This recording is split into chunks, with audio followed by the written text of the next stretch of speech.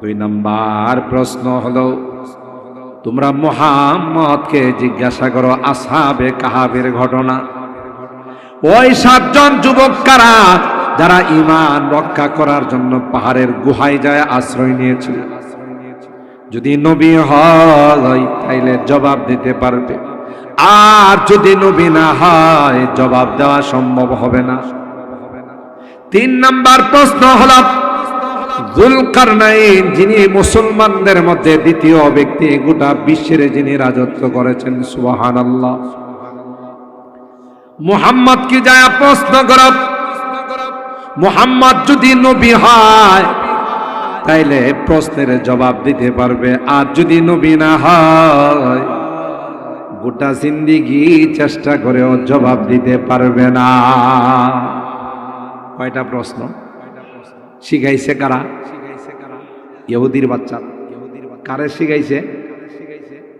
কথা কয় না, এরা তো কিচ্ছু জানে না। মক্কার কাফের মুশরিকগুলো তো আনপড় মূর্খের জাতি, কিন্তু শিখাই দিছে আয়েশা এই 3 প্রশ্ন করছে আল্লাহর নবী। কখনো কখনো শিখানো জিনিস দিয়ে কিন্তু অনেকে লাফালাফি করে। কিতাবের মধ্যে একটা ঘটনা আসে, ইমামে আজম আবু হানিফা রাহিমাহুল্লাহ, আমাদের ইমাম, 4 মাযহাবের সবচাইতে বড় ইমাম, যিনি খানায় কাবাতে ঢুকে এক পায়ে দাঁড়ায়া 1 রাকাতে 15 পারা শেষ করে দিয়েছে, আরেক রাকাতে দাঁড়ায়া বাকি 15 পারা খতম করে কোরআনে কারীম খতম কইরা 2 রাকাত নামাজ পড়ছে। কোথায়? খানায় কাবার ভিতরে। সুবহানাল্লাহ। 55 বার জীবনে হজ করছে।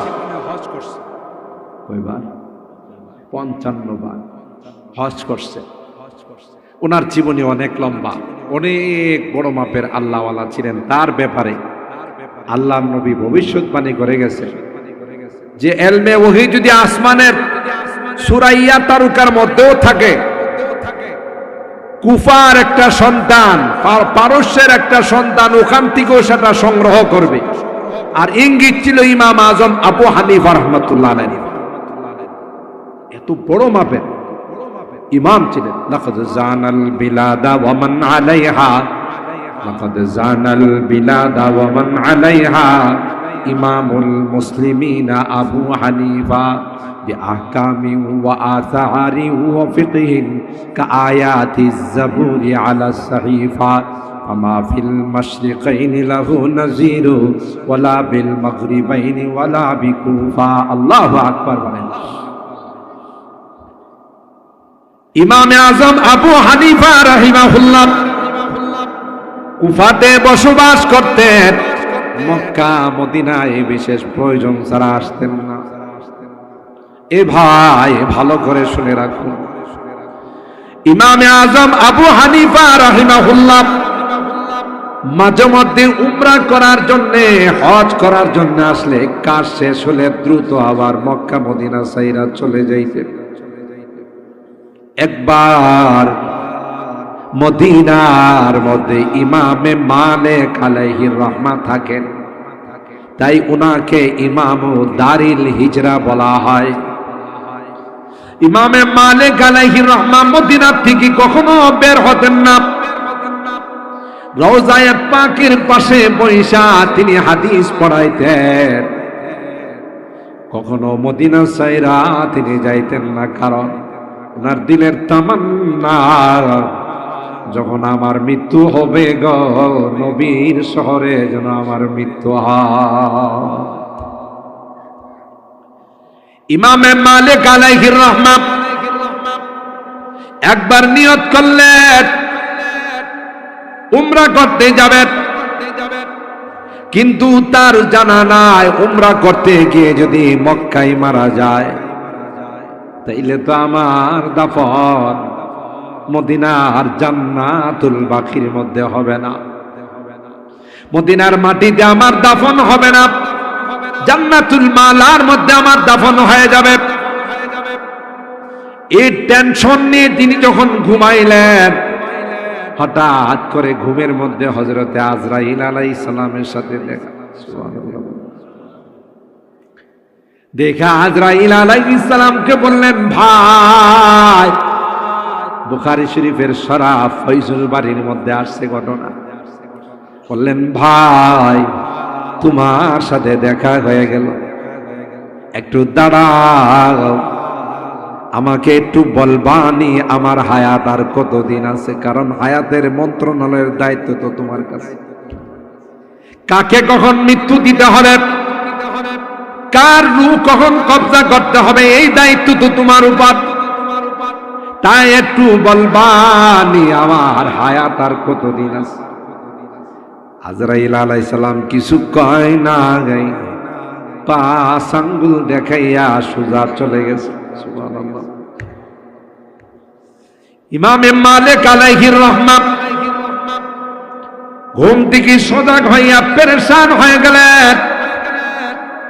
ওনারে জিজ্ঞাসা করলাম, ক্লিয়ারলি কিছু বললেন না, শুধু দূরের থেকে 5 আঙ্গুল দেখাইয়া চলে গেছে। তাইলে কি আমি আর 5 দিন বাঁচব, নাকি 5 সপ্তাহ বাঁচব, না 5 মাস, না 5 বছর? পেশটা লাগছে না লাগছে না? জিজ্ঞাসা করছিলাম না, ভালো ছিলাম, এখন জিজ্ঞাসা কইরা তো বিপদে পড়ছি। খাদেমকে পাঠাইলেন, স্বপ্নের ব্যাখ্যা তো আমার জানা নাই। তখনকার যুগের সবচেয়ে বড় স্বপ্নের বিশ্লেষণকারী ছিলেন, যাকে রাইসুল মুআব্বিরিন বলা হতো, মুহাম্মদ ইবনে সিরিন রাহিমাহুল্লাহ। ও ভাই, এখানে মাঝখানে একটা কথা বলি, স্বপ্ন সম্পর্কে কোরআন হাদিসের মধ্যে নসের অভাব নাই। স্বপ্ন সম্পর্কে হাদিসের মধ্যে আছে, রুয়াল মুমিন জুজউম মিন 46 জুজআম মিনান নবুওয়াত। মুমিনের নেক স্বপ্ন, এটা নবুয়তের 46 ভাগের 1 ভাগ। সুবহানাল্লাহ। আস্তে কর। আপনি স্বপ্ন দেখলেন মসজিদে নামাজ পড়তেছেন, স্বপ্ন দেখলেন হজ করতেছেন, স্বপ্ন দেখলেন আল্লাহওয়ালাদের সঙ্গে বসে জিকির করতেছেন, স্বপ্ন দেখলেন আপনি কোনো ভালো কাজের মধ্যে আছেন, তাইলে ভালো স্বপ্ন রুয়া সালেহা যাকে বলা হয়, এটা নবুয়তের 46 ভাগের 1 ভাগ। তার মানে হলো আল্লাহ নবীর উপর ওহী আসছিল টোটাল 23 বছর, এর মধ্যে 6 মাস ওহীর সিলসিলা ছিল স্বপ্নের মাধ্যমে। সুবহানাল্লাহ। 23 কে যদি 2 দিয়া গুণন দেওয়া হয় কত হয়? আমি আবার অঙ্কতে খুব কাঁচা। তাইলে 6 মাস, 12 মাসে এক বছর না তো, 12 মাসে যদি 1 বছর হয়, 6 মাস 1 বছরের অর্ধেক, ঠিক কিনা? কয় মাস? 1 বছরের অর্ধেক কত? 23 বছর আল্লাহ নবীর উপর ওহী নাযিল। 13 বছর মক্কায়, 10 বছর, কথা কয় না, সব চুপচাপ বলে। 13 বছর কোথায়? মক্কায়, আর 10 বছর মদিনায়। এই 23 বছর আল্লাহ নবীর উপরে টোটাল নবুয়তের জিন্দেগি ছিল। এর আগে তো 40 বছর আল্লাহ মক্কার মানুষের মধ্যে আল্লাহ নবীকে বড় করছেন। সুবহানাল্লাহ। একটা অক্ষরও পড়ান কারো কাছে পাঠান নাই। সর্বপ্রথম তো আল্লাহ শিক্ষা দান করছেন হেরা গুহায়। সুবহানাল্লাহ। ঠিক কিনা বলেন? তালিমুল কোরআন, মদিনাতুল উলুম তালিমুল কোরআন। এই তালিমুল কোরআন, কোরআনের প্রথম তালিম আল্লাহর হাবিবকে স্বয়ং আল্লাহ দিয়েছেন হেরা গুহায়। ঠিক কিনা বলেন? ওখান থেকে আল্লাহ নবীর শিক্ষার জীবন শুরু হয়। এর আগে তিনি উম্মি ছিলেন, আনপড় ছিলেন। আল্লাহ বলেন, কোন উস্তাদ, টিচার, শিক্ষক দিয়ে আপনাকে পড়ায় নাই, কারণ আপনি হবেন সরাসরি আমার ছাত্র। আর আসতে সুবহানাল্লাহ।